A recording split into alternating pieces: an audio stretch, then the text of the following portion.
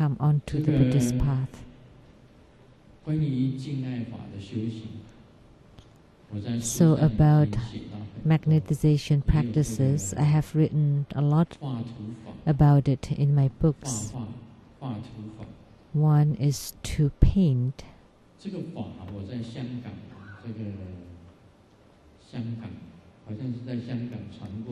This Dharma practice has been transmitted in Hong Kong. Ragaraja had been transmitted in Hong Kong. At that time, it was presided over by Master Lian. At that time, I also transmitted the practice of bow and arrow and the practice of painting.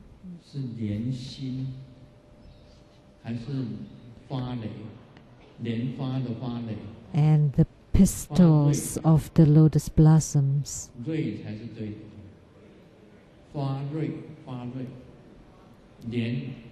The pistils.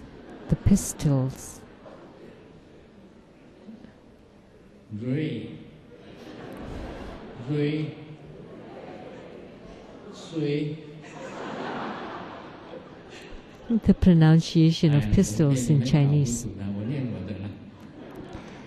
So I'll just pronounce it my way.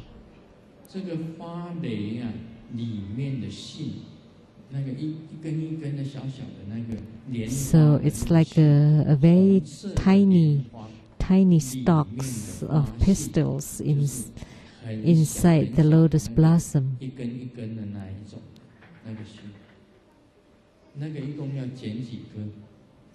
How many do you need? 108 stalks, tiny stalks of the pistils. And you can use it in your practice. You use it to practice until the Ragaraja descends and blesses the pistils of the lotus blossoms. And then you place this 108 pistils and make it into tea. And the tea, you would offer the tea to your loved one, and then your loved one would love you for 108 years. And then on the 109th year, then he would change his heart. So this is a very special practice. But for any Dharma practice, is that the deity, like Ragaraja, descends and blesses, or Guru Gule Buddha Mother would descend and bless. So the effectiveness of any Dharma practice depends on whether the deity would descend. Only when the deity descends and blesses, then it would be effective. So the yogic response or spiritual response in tantric Dharma practices is that you need to have spiritual response or yogic response with the main deity. So if the main deity is the purification deity, then you would be purified. If the main deity is magnetization deity, then you would gain love and respect. And subjugation deity, then it would generate the subjugation power. So if you gain yogic responses with the deity for enrichment, then you would attain the enrichment phenomena. So the key point of tantric practices is that you gain the yogic responses with the deity. So if you can invoke Ragaraja to descend, like say for the bow and arrow Dharma practice, and you shoot the arrow towards someone, then you would gain the love and respect from that person. Otherwise, even if you are shooting thousands or hundreds of thousands of arrows, then you still will not gain anything. So if you gain spiritual response, then one arrow would be enough. If you have true spiritual response or yogic response, then even for the practice of the pistils of the lotus blossom, then it would generate result. So that's the power of Ragaraja. Say the Dharma practice of painting. So while painting or drawing, you visualize the object of your desire. Then that would be the Ragaraja Dharma practice. So the Dharma practice of bow and arrow, or lotus blossom pistils. So that's quite amazing. That only exists in Tantric Buddhism. So for magnetization, I personally feel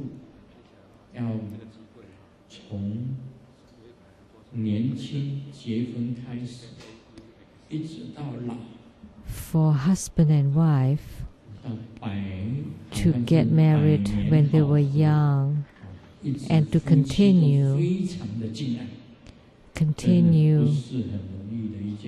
their love and respect all their life is rarely found.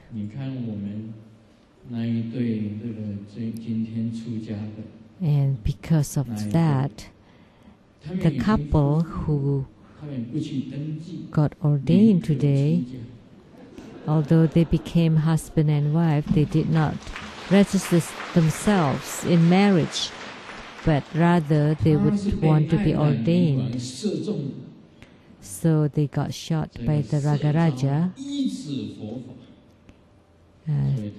so that they come into the Buddhist path.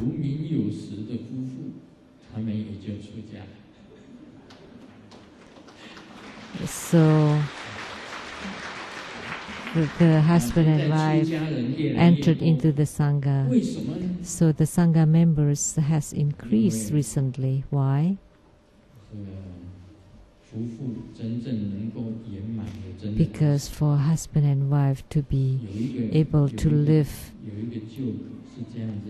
with love in perfection is very rare. There's this joke. There's a husband and wife who has a perfect life from youth, from the wedding to the honeymoon until old age, and they always hand in hand and always love each other. So someone asked the husband, how could you love each other for so long? And he replied, during the honeymoon, he followed the wife to the Grand Canyon.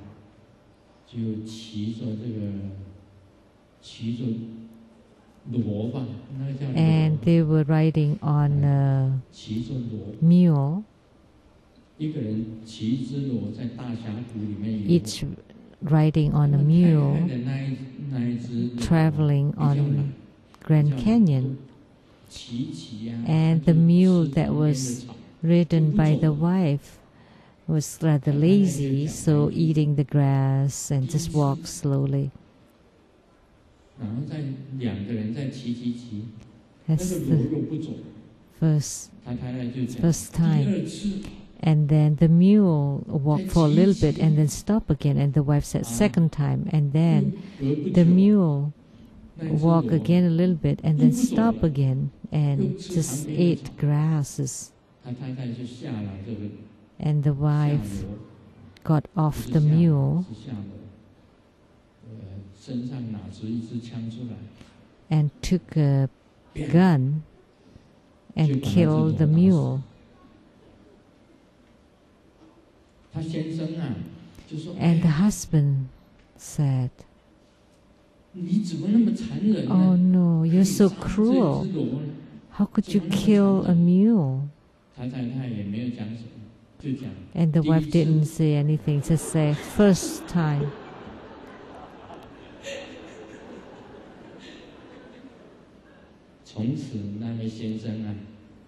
Ever since, the husband understood. Yeah, very clearly, and he'd better just live a loving life till old age. That was a joke. It turned out that a perfect life had to rely on something like this.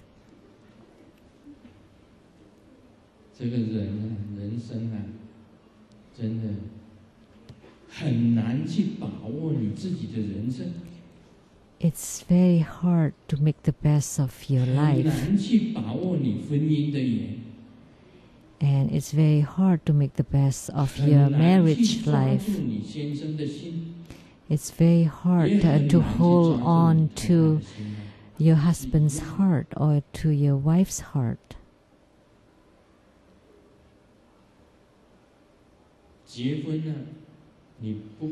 After getting married, no matter for how long, whether it's 50 years, 40 years, 30 years, 20 years,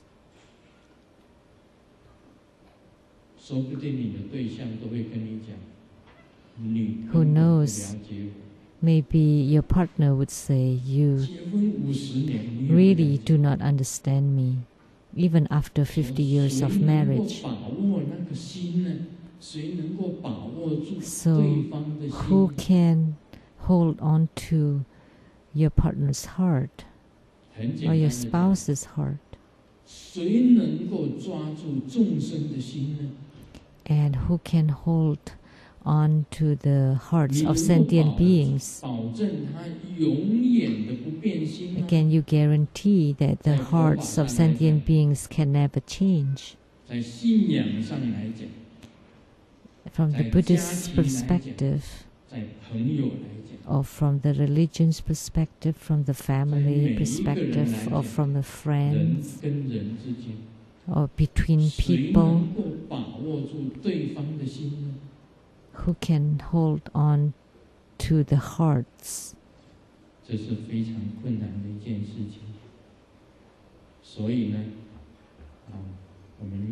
That's a very difficult thing. So, as a tantric practitioner, we need to do the Gurukule practice and Ragaraja practice,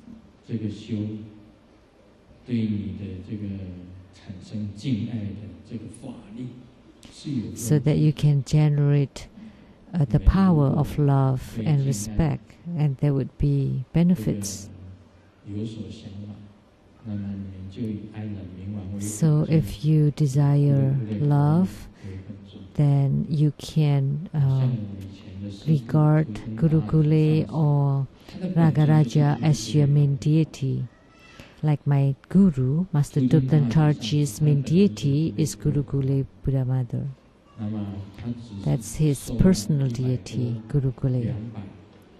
Yet he only had over 200 to 300 disciples. And he was asked, "Your personal deity is Gurukule, how come you only have 200 to 300 disciples?"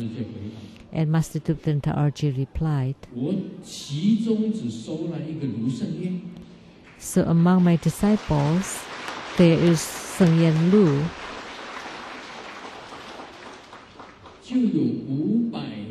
Then it's the same as 5 million.